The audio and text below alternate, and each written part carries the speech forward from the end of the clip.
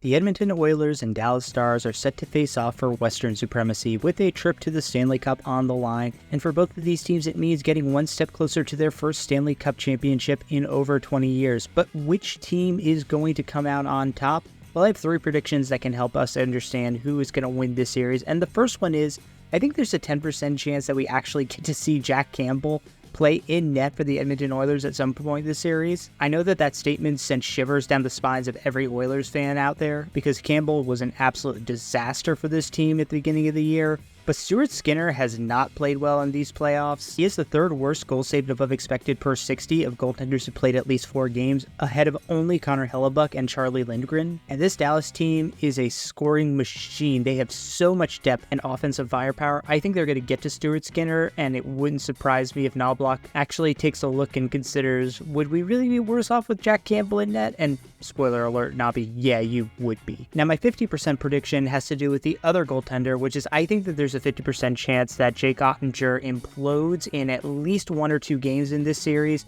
costing the Dallas Stars.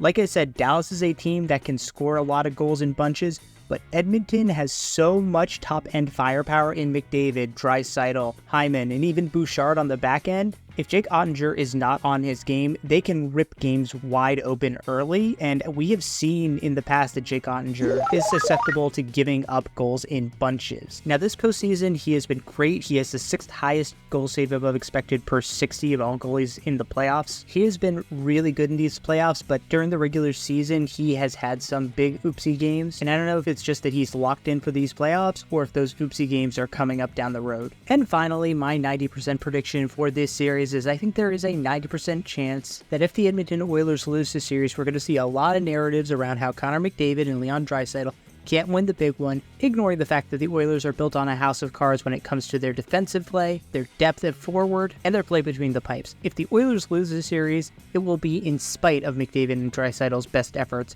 not because of them. That said, I'm going Stars in 6.